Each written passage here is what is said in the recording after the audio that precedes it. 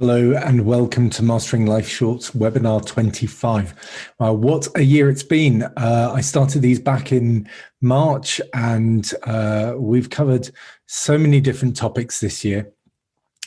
I'm really pleased I'm still doing them, and I'm really pleased that today it's looking like I've got more people online than I've had for a long time. So I'm really pleased for everyone to be here.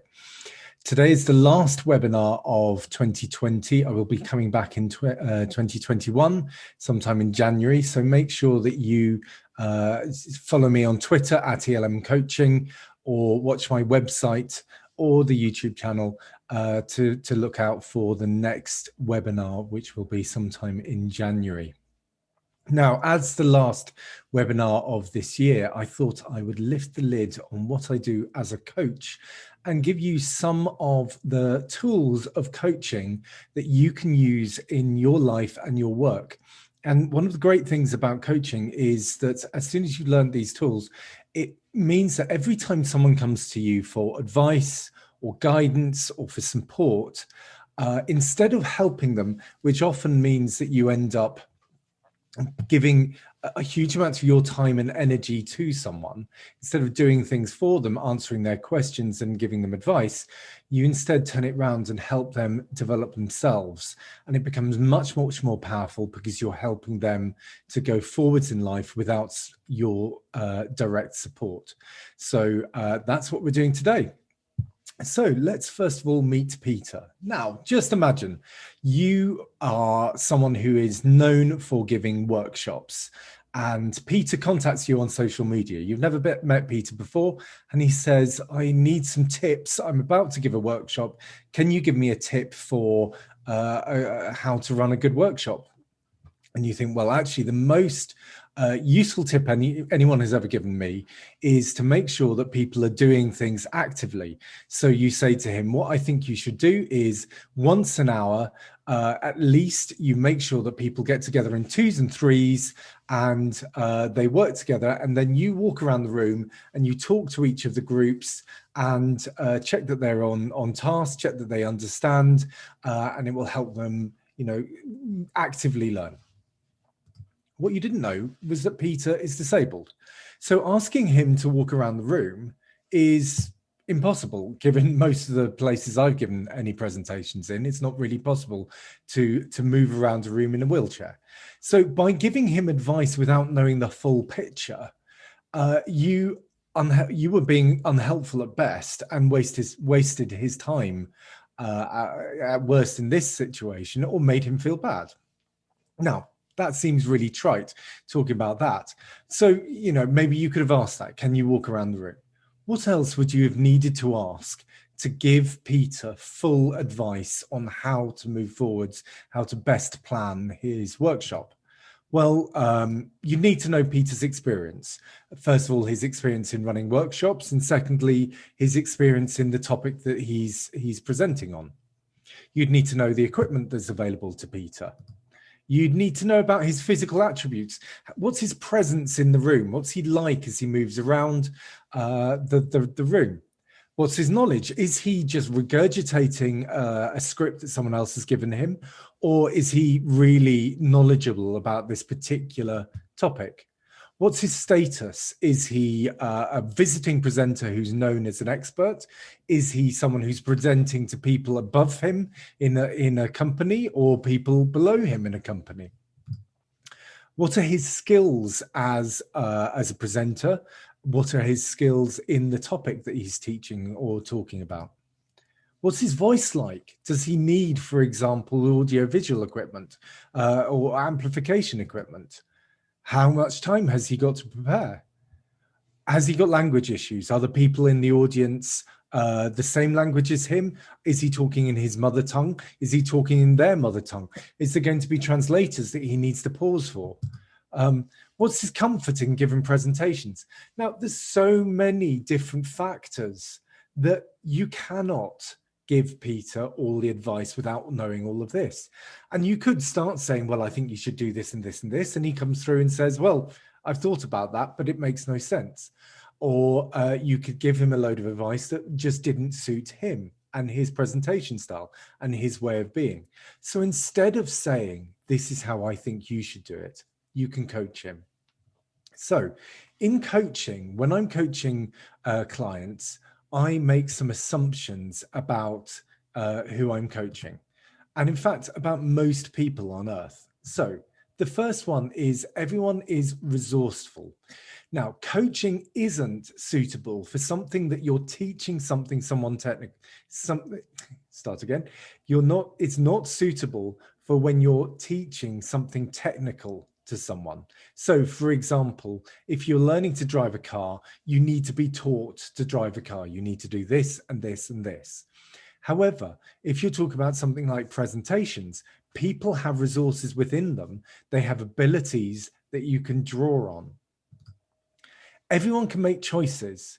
Now, sometimes people make bad choices, but generally they're based on the information they've been given or the fact that they thought that was the only choice that they had to make.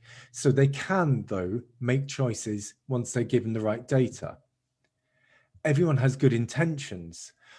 Even those people who seem to be doing things badly or even bullying, there's a good intention there somewhere, even if it is to make myself feel better, and that produces the bullying behavior.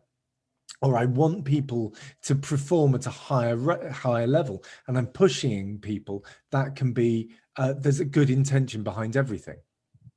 And we have to find those good intentions. Change happens. Sitting still never happened.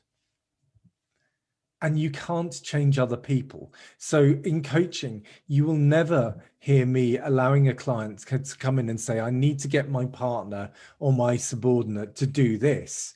It's what can I do to help my partner understand that I need them to do this, or my subordinate to do this? How can I help my subordinate to understand what we need to do or to improve their sales targets? But we can't ask them to move to work harder. So coaching is helping without giving advice. In the case of Peter, instead of sitting there and saying, Peter, this is how I run workshops, pick and choose what you want, I would start to look at Peter and ask him a series of questions to really pull out what he wanted from that presentation and what skills he had to draw on in order to give the best presentation that he possibly could. So I'm going to teach you 4 questions. You can use these questions with work colleagues, with your manager, with the people you manage. You can use them with the people you're in love with, anywhere with your family, in life, and they will help you to expand people's awareness and resourcefulness. So the question number 1, what do you want? So say your best friend rings up and says, my girlfriend left me. And she's really upset that she's been left on her own. And she says, what should I do next? Now, you could go running in there and give her some advice and say, this is what I think you should do, especially if you had a strong feeling about the girlfriend, the ex-girlfriend now, and that your friend should leave her or get back with her. Instead, ask what she wants. And then she might say, I want to get back with my girlfriend. She might say, I want to get her out of my life. She might say, I want some peace. I want to feel better. And all of those things will help you help her, because maybe she's so stuck in the emotion in the moment, she doesn't even know what she wants. With Peter, you'd be thinking about, what do you want out of this presentation? Do you want to get some information across? Do you want to sell something? Do you want to impress the people who are there? You know, because maybe it's one of these presentations where if you do well, then you're more likely to get a promotion later on. What is the purpose of doing what you're doing? Once you know that, then you can become a bit more resourceful and make sure that everything points in those directions. Next question, what are your options?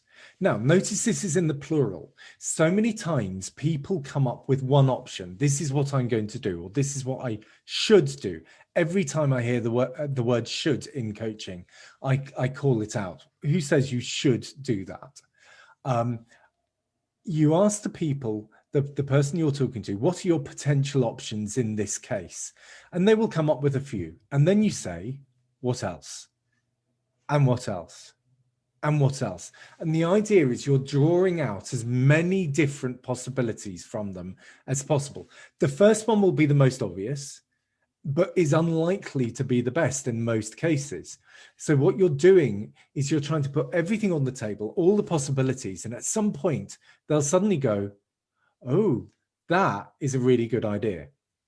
If they don't, then you can hone in and you can say, okay, which is the best choice?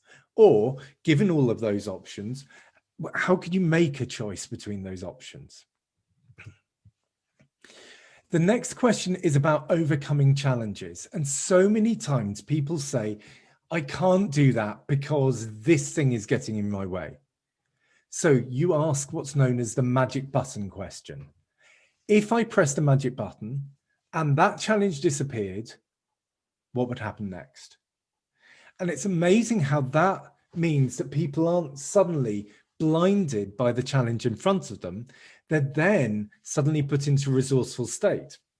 It may be that at that point they realize the challenge wasn't that big. And actually they're so busy concentrating on that challenge, they can just walk around it. Or it may be that they can see that what they want is something slightly different and there is a different route. Or they might even find a different way by looking backwards on if the challenge had gone, how did you make the challenge disappear? And then they start to find their way through that. So the magic button question is, if I pressed the button and the challenge disappeared, what would happen next? And the final question is, what are your next steps? By really making sure that someone comes up with a tangible set of actions, they don't give you some BS about, oh yeah, I'm going to look into it sometime next week. It doesn't happen, never happens. So you say to them, what are you going to do to take this forward? And I want it in detail. You're putting the emphasis on them again. It may be that you have to say, well, actually, you mentioned that and that and that. Are you going to do that? When are you going to do that? What's going to get in the way of you doing that? So really probe that commitment to make sure that they're going to do the thing that they said they were going to do. And that, again, will help them move forwards in their journey. Now, all of these things are very simple to talk about, but they take some practice to put into reality. So the first thing you need to do, as always, go to my website, download the worksheet for today. The password is questions with a capital Q, englishleathermaster.com/mastering-life-shorts. On that worksheet, first of all, it will go into when you should be coaching, because there are times that you should be doing things like giving advice or teaching or consulting or mentoring. They're all slightly different, but there is definitely a place for coaching. And it's generally when the other person can make choices and when they have more information than you did. And that could be information about their own abilities. So when I was teaching, for example, I had my way of teaching, and I would often at the time mentor my the teachers in my department, which would help them become better teachers. But what I should have also been doing is coaching and saying, okay, in this situation with this group and your personality, what could you be doing to make yourself better? So after you've worked that out, then I've got those questions that you can practice. And my challenge to you is, next time someone comes to you and said, oh, can you give me some advice? Or can you help me with this? Don't answer them. Don't give them advice. Don't give them this solution. Ask them some questions. It's amazing how they had the answers themselves. And then generally what it ends up happening is you don't end up saying, oh, I'll go off and do this for you, because they're the ones doing all the work, and you might end up with a much better life. Now, if you want to experience coaching and see what coaching feels like as the person being coached, then as always, go to my website, englishleathermaster.com, hit that experience coaching button and book a 45-minute conversation with me. And we'll look at any challenge in your life where you can work through. And all I'll do is ask a load of questions to help you gain insight and draw on the resources within you. And that can be anything from your business, to the people you're working with, your leadership, your management, or even your home life. So get in touch. I love to hear from people. That's it for this year. Next year, we will be starting again in January, I promise. So make sure you're following my Twitter if you're not already. And I will see you at the end of January. Thank you so much for coming. Goodbye.